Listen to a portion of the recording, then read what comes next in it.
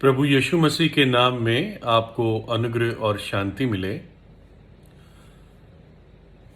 लूका 13 अध्याय बाइबल में उसके 34 वचन में इस प्रकार से ये शब्द आते हैं।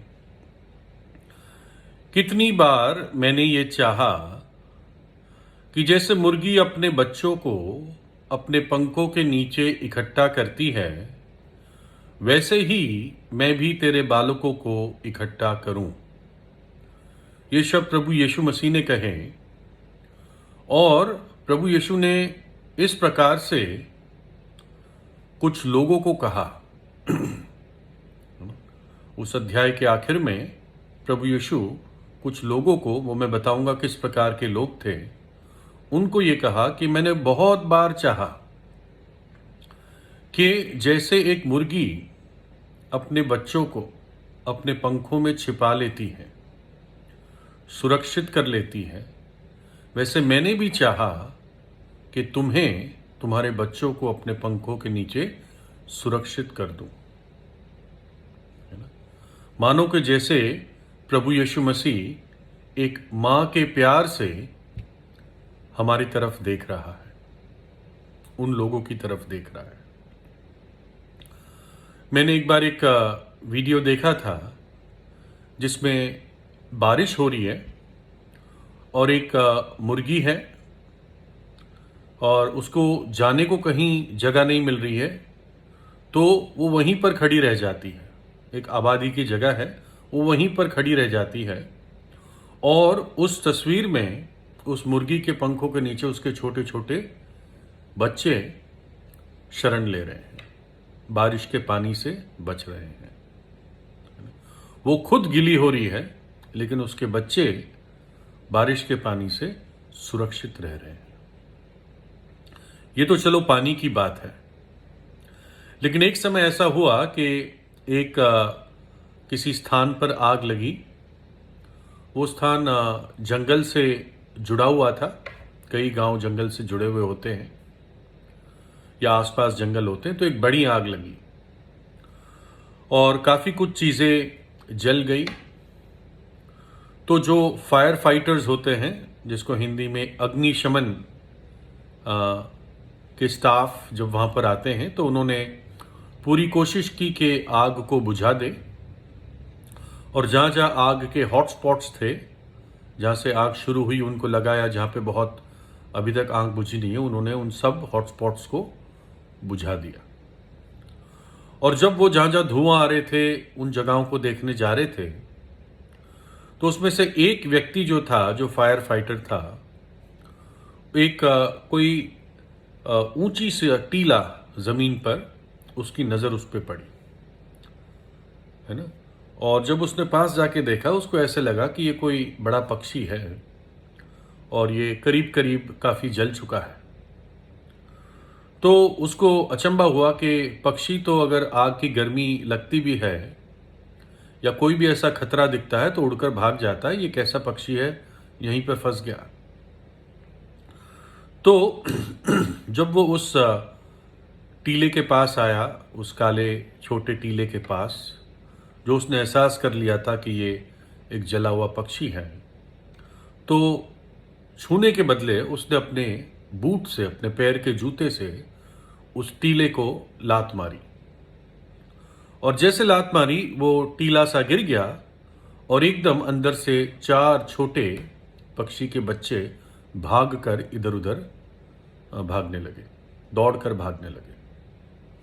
और तब उसे एहसास हुआ कि ये एक मुर्गी थी और मुर्गी ने अपने उन बच्चों को पंखों में छिपा लिया था और वो खुद अपने आप जल गई। देखिए, जब ये आग लगी होगी तो ये बच्चे भागकर अपनी माँ के पास आए और उसने अपने पंखों से उनको छिपा लिया ताकि उस आग से और आग की गर्मी से उनको सुरक्षित रखे। जब दर्द बढ़ा होगा उसका, उस तापमान से, उस आग की लौ से, तो वो वहाँ से भाग सकती थी मुर्गी का क्या है, उसको कुछ दिनों बाद उसके और बच्चे हो जाते, दूसरा परिवार शुरू कर लेती, लेकिन वो वहीं पर रही। जब उसको वो आग की लौ छूने लगी तब भी वो वहीं रही, क्योंकि उसके बच्चे उसके पंखों के नीचे थे। अगर वो भागती तो बच्चे कंज्यूम हो जाते, नाश हो जाते आग में। और इस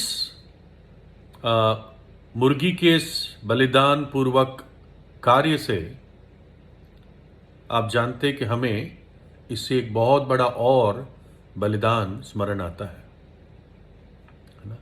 इससे भी एक बहुत बड़ा बलिदान मनुष्य के इतिहास में हमारी आंखों के सामने हुआ है, मनुष्य जाति की आंखों के सामने। जब सृष्टिकर्ता, जो स्वर्ग और पृथ्वी का सृष्टि करता है, उसने वैसे ही हम पापियों के लिए ऐसा बलिदान दिया ताकि हम जो उसके सृष्टि से बालक है, हम नाश ना हो जाए। प्रभु यीशु कहता है, मैंने कितनी बार चाहा कि तुम्हें वैसे ही अपने पंखों में छिपा लूं जैसे एक मां मुर्गी अपने बच्चों को छिपा लेती है। देखिए, जो मुर्गी होती है वो कभी अपने बच्चों को दूध नहीं पिलाती, ना उनको जैसे माएँ होती है मनुष्य जाति में, वो अपने बच्चे को सीने से लगाती है, मुर्गी ऐसा कुछ नहीं करती। लेकिन जब भी कोई खतरा दिखता है, कोई ईगल, उकाब जैसा पक्षी दिखता है, तो वो एकदम एक आवाज निकालती है, क्लक क्लक करके, इंग्लिश में क्लक कहते हैं। उस आवाज को सुन के वो बच्चे भागकर मुर्गी माँ के पास आते हैं और वो पंखों में उनको छिपा लेती है। कुछ बच्चे बहुत डर जाते हैं, वो नहीं आ पाते हैं पंखों तक, है ना। कुछ बहक जाते हैं तो वो खतरे में रह जाते हैं। सिर्फ वो सुरक्षित रहते हैं जो मुर्गी के पंखों के नीचे आ जाते हैं, है ना। और तब वो खुद उनके लिए उस खतरे का सामना करती है। प्रभु यीशु मसीह ने भी उस आग को देख लिया है जिस आग को हमारे पापों ने पैदा किया है। वो आग नरक की आग है और बाइबल बताती है पापों की मजदूरी मृत्यु है, अर्थात दूसरी मृत्यु, अर्थात नरक की आग, वो आग की झील। और प्रभु यीशु हमें उस भयानक आग से बचाना चाहता है। इसलिए वो कहता है कि तुम मेरे शरण में, मेरे पंखों में सुरक्षा ले लो। उस मुर्गी ने मृत्यु तक अपने बच्चों की सुरक्षा की और बच भी गए, चारों बच गए। और वैसे ही प्रभु यीशु मसीह ने अपनी जान देकर हमारे लिए सुरक्षा का प्रयोजन किया, अनंत काल की सुरक्षा का। वो मैं त्याग भी सकता था, उसको क्या जरूरत थी, लेकिन वो हमारा सृष्टि करता है, मुझसे और आपसे प्रेम करता है, इसलिए स्वर्ग को छोड़कर इस पाप भरे, अंधकार से भरे हुए संसार में आ गया। एक पाप रहित बालक, एक कुंवारी को जन्मा, और वही पाप रहित बालक प्रभु यीशु मसीह बनकर क्रूस पर अपनी जान दी, अपनी देह और अपना लहू बलिदान के रूप में दे दिया, है ना। देखिए, कई बार ये होता है कि जैसे मैंने बताया, कुछ ये मुर्गी के बच्चे पहुंच नहीं पाते मुर्गी तक, और मुर्गी भी सबको एक एक करके इकट्ठा नहीं कर सकती। वो एक जगह रह के उनको बुलाती है, आवाज देती है जब खतरा होता है। वैसे ही प्रभु यीशु आज आवाज देता है, हे बोझ से दबे और परिश्रम करने वाले लोग, मेरे पास आओ, मैं तुम्हें विश्राम दूंगा। उसके वचन में आवाज है, आने वाले प्रकोप से भागो। यीशु जो हमें आने वाले प्रकोप से बचाता है। एक बहुत ठंड की जगह थी और एक मुर्गी के 14 बच्चे थे और बहुत ज़्यादा ठंड थी, इतना प्रोटेक्शन नहीं था। मुर्गी ने इन सबको अपने पंखों में छिपा के रखा, लेकिन सुबह पता चला कि 6 बच्चे मर गए थे ठंड से।